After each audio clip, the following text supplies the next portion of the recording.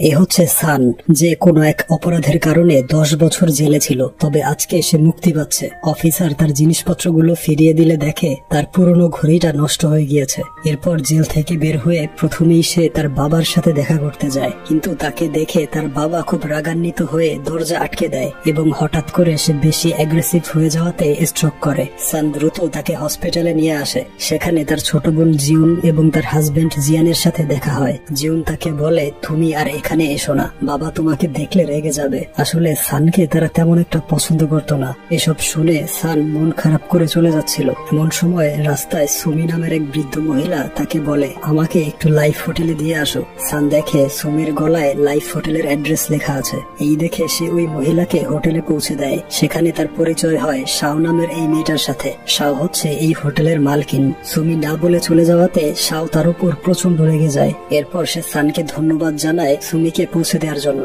বলে, এই হোটেলের বেশিরভাগ গেস্ট হচ্ছে পেশেন্ট, যেমন সুমি হচ্ছে একজন ডিমনেশিয়া রোগী, কোনো কিছুই সে মনে রাখতে পারে না। সে না বলে চলে গিয়েছিল তার ছেলের সাথে দেখা করতে, কিন্তু তার ছেলের ঠিকানা খুঁজে পায়নি। তো পরবর্তীতে যোগাযোগের জন্য শাও তার কাছে মোবাইল নম্বর চায়। সান বলে, আমি ভুলে মোবাইল ফোনটা বাসায় রেখে এসেছি, যে কারণে শাও তাকে একটা ভিজিটিং কার্ড দেয়। এরপর সান তাদের বাসায় ফিরে পুরনো অ্যালবামের ছবিগুলো দেখতে থাকে। সেই অ্যালবামে তার চেহারাগুলো পুড়িয়ে ফেলা হয়েছিল। এই দেখে সে খুব কষ্ট পায়। এরপর দিন সে হসপিটালে গেলে দেখে তার বোন এবং তার হাজবেন্ড ঝগড়া করছে।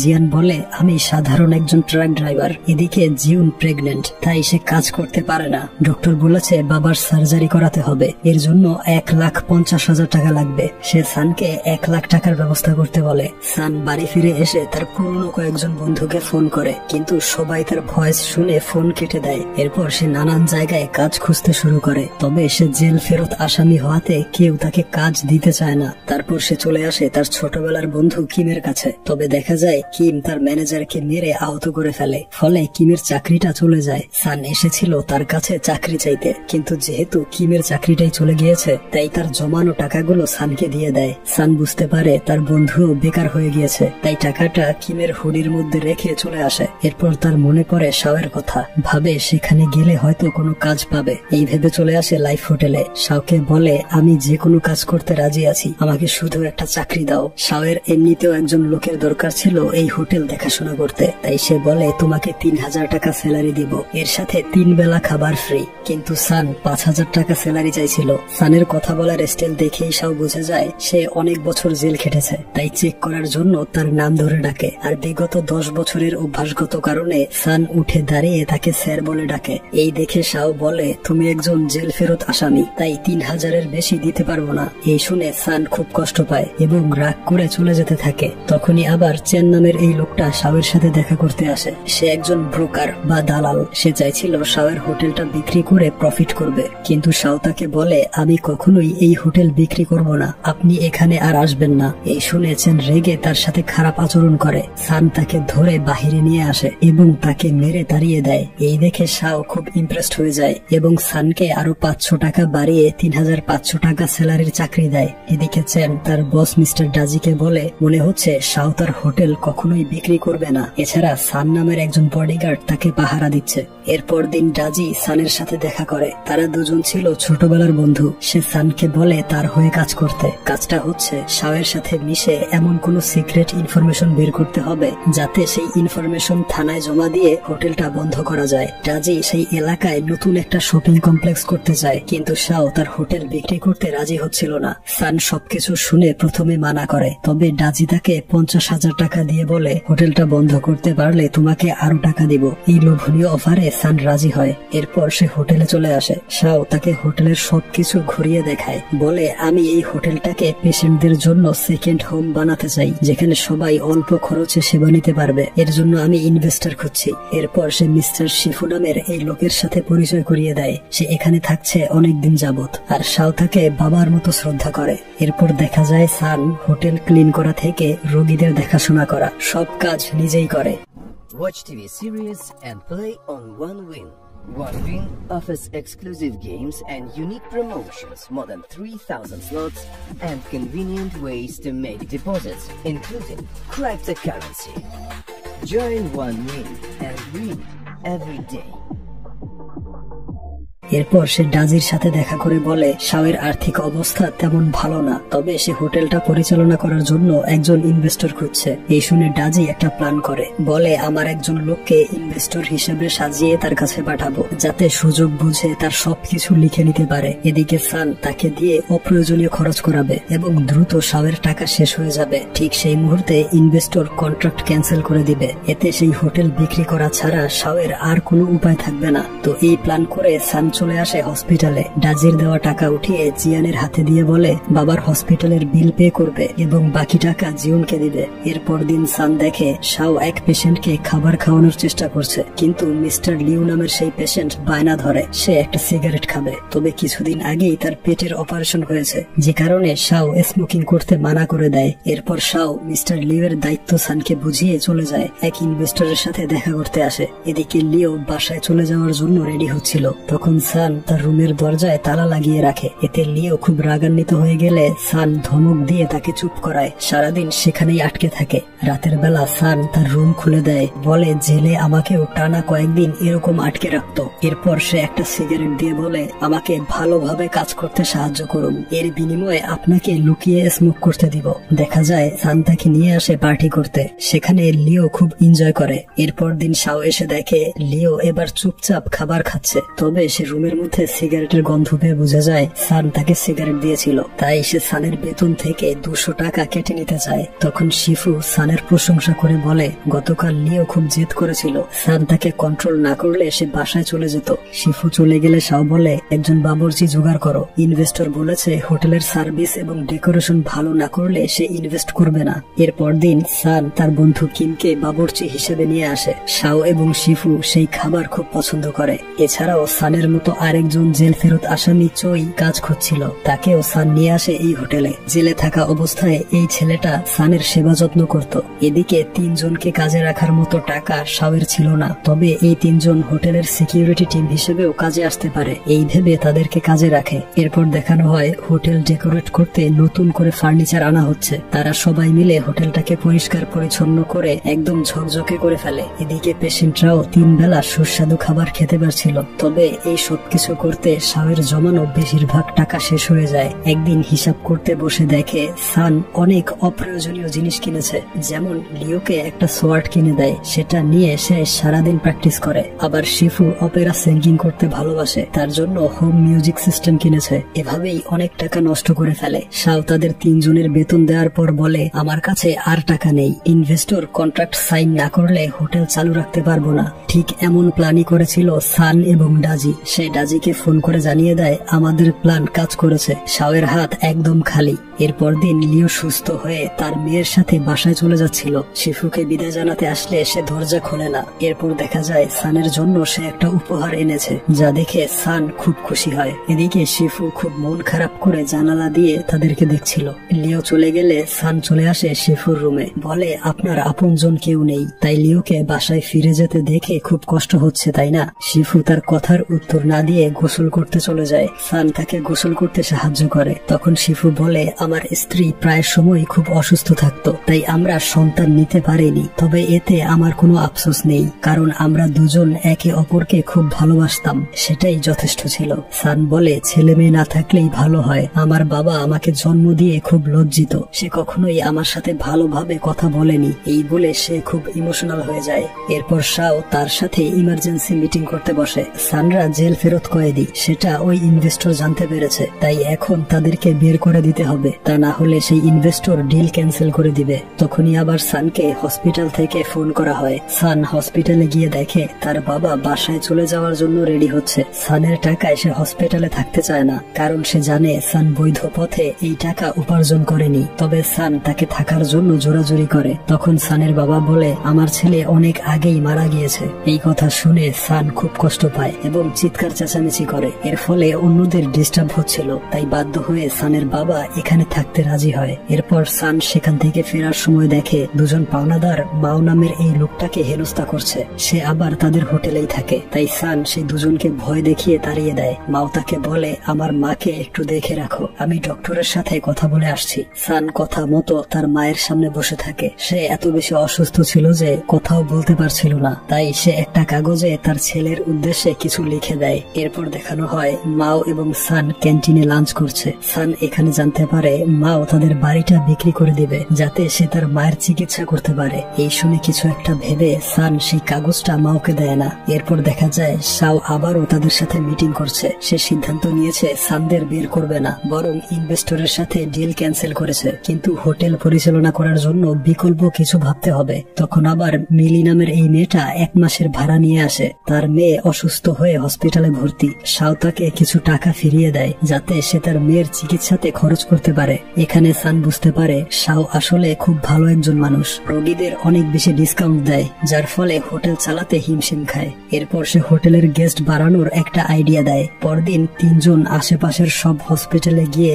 লাইফ হোটেলের ভিজিটিং কার্ড বিতরণ করে। এছাড়াও সোশ্যাল মিডিয়াতেও প্রচার করতে থাকে। এভাবে খুব ভালো মার্কেটিং করার ফলে লাইফ হোটেলে অনেক গেস্ট আসা শুরু করে। এতে 1 মাসের হোটেল পরিচালনার টাকা জোগাড় হয়ে যায়। এরপর দেখানো হয় শাও তার লাইফ স্টোরি সানের সাথে শেয়ার করছে। আসলে শাও এক সময় ক্যান্সার পেশেন্ট ছিল। তখন এই লাইফ হোটেলে সে খুব অল্প টাকায় থাকতে পেরেছিল। 2 বছর আগে সেই হোটেলের মালিক মারা যায়। মৃত্যুর আগে লোকটা তার নামে সবকিছু লিখে দিয়েছিল। তখন থেকেই সে এই হোটেল পরিচালনা করছে। আর্থিকভাবে অসচ্ছল রোগীদের কষ্ট সে বুঝে। সে এই হোটেলটা বিক্রি করতে চায় না। সে চায় আর্থিকভাবে অসচ্ছল রোগীরা যেন কম দামে মাথা গোজার ঠাঁই খুঁজে পায় তার হোটেলে। এরপর সান তার জেলে যাওয়ার কাহিনী বলে। আসলে সে কোনো কাজকর্ম না করে বোখাটেদের সাথে চলাফেরা করত।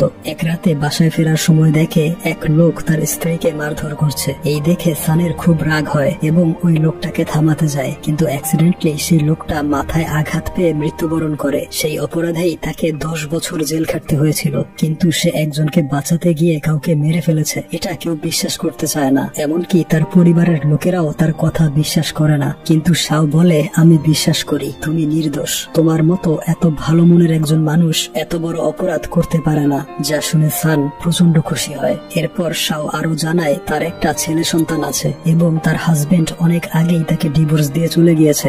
এরপর সে ঘরে ঢোকার সময় সান ডেকে বলে, তোমাকে আজ খুব সুন্দর লাগছে। আসলে সে ধীরে ধীরে শাওকে পছন্দ করে ফেলেছে। এরপর দেখানো হয় ডাজি আর সান একসাথে ডিনার করছে। ডাজি তাকে বলে, শাও তার হোটেলের পেশেন্টদের নিজেই ওষুধ খাওয়ায়, তুমি সেই মুহূর্তের ছবি তুলে নিয়ে আসবে, কারণ শাওয়ের নার্সিং করার কোনো লাইসেন্স নেই। এটা অপরাধ হিসেবে ধরা হবে এবং সেই এভিডেন্স দিয়ে আমরা তার নামে কেস করব। কিন্তু সান বলে শাও কোনো খারাপ কাজ করছে না, তাই এভিডেন্স কালেক্ট করতে পারবো না। তখন ডাজি তাকে ভয় দেখিয়ে বলে, তোমার বাবার সার্জারি না করালে সে কিন্তু সুস্থ হতে পারবে না। এই কথা শুনে সান ডাজির শর্তে রাজি হয়। এরপর দিন দেখা যায় শাও এক পেশেন্টকে খাবার খাইয়ে দিচ্ছে। এমন সময় সান তার ছবি তুলতে শুরু করে। এই দেখে শাও বলে, দূর থেকে তুলছো কেন, ভালোভাবে সামনে থেকে তোলো। সে আসলে ধারণা করতে পারেনি সান কেন তার ছবি তুলে রাখছে।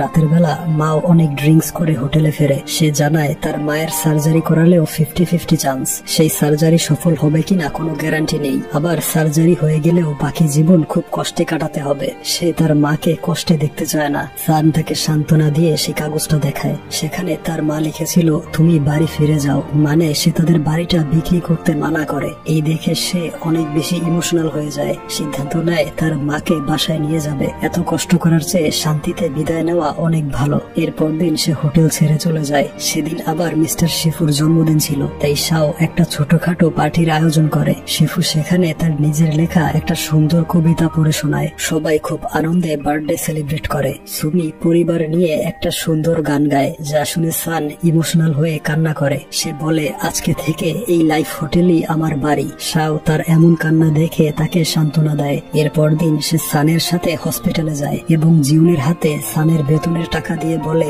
এটা সে পরিশ্রম করে ইনকাম করেছে। এই শুনে সানের বাবা সেই টাকা গ্রহণ করে। এদিকে সান তাকে ধন্যবাদ জানায়, কারণ সে বেতনের টাকার সাথে এক্সট্রা আরো টাকা দিয়েছে। সে রাতে আবারও সান তাকে বাড়িতে এগিয়ে দিয়ে আসে। তখন জিউন ফোন করে বলে, বাবা তোমার কথাতে সার্জারি করাতে রাজি হয়েছে। এই শুনে সে খুব আনন্দিত হয়। এরপর সে হোটেলে ফিরে আসে। ভাবতে থাকে সেই ছবিগুলো ডিলিট করে দিবে, যেগুলো এভিডেন্স হিসেবে তুলেছিল ডাজিকে দেওয়ার জন্য। তখনই ডাজির লোকজন হোটেলের জানালা ভেঙে ফেলে। এই দেখে সান রাগান্বিত হয়ে ডাজির সাথে দেখা করতে আসে। তাকে বলে, আমি বেঁচে থাকতে কখনোই লাইফ হোটেল বন্ধ হতে দিব না। ডাজির থেকে নেয়া টাকার বিনিময়ে তার একটা স্বর্ণের রিং তাকে দিয়ে চলে আসে। এরপর দিন সকালে চই সুমির রুমে এসে দেখে তার ডাকে কোনো সাড়া দিচ্ছে না। তাকে দ্রুত হসপিটালে নিয়ে আসা হয়। ডক্টর জানায় ওষুধের ওভারডোজ হওয়ার কারণে সুমির মৃত্যু হয়েছে।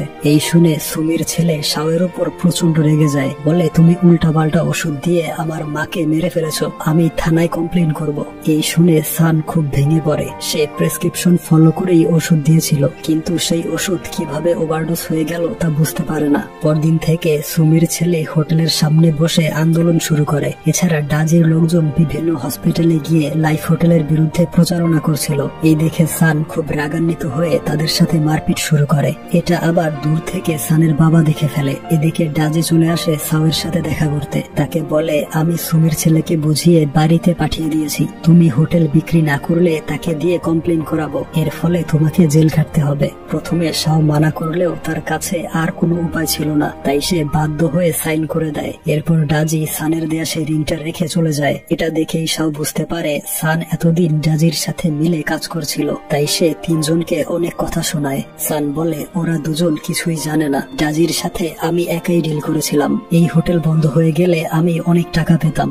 এই শুনে চুই আর কিম রাগ করে বেরিয়ে যায়। এদিকে সান বলে আমি তখন ডাজির হয়ে কাজ করলেও এখন তার কথা শুনি না, কারণ এই লাইফ হোটেল আমার ঘর। কিন্তু শাও তাকে বিশ্বাস না করে জোর করে তাড়িয়ে দেয়। সে মনে করে সুমির মৃত্যুর পেছনে সান দায়ী। অপরদিকে আমরা জানতে পারি সেদিন রাতে চ্যান লুকিয়ে হোটেলে এসে ওষুধ ওভারডোজ করে দিয়েছিল, কিন্তু সানের কথা কেউ বিশ্বাস করে না। তার বাবা সার্জারি করাতে রাজি হয়েছিল, কিন্তু তাকে আবারও মারপিট করতে দেখে জানিয়ে দেয় সার্জারি করাবে না। তো এভাবেই 2 মাস পার হয়। সান এখন একটা ফিউনারাল হোমে কাজ করে। এক রাতে দেখা যায় মন খারাপ করে ড্রিঙ্কস করে মাতলামি করছে। এই দেখে পুলিশ তাকে ধরলে সে কান্না করতে থাকে। সে আসলে লাইফ হোটেলটা খুব মিস করছিল।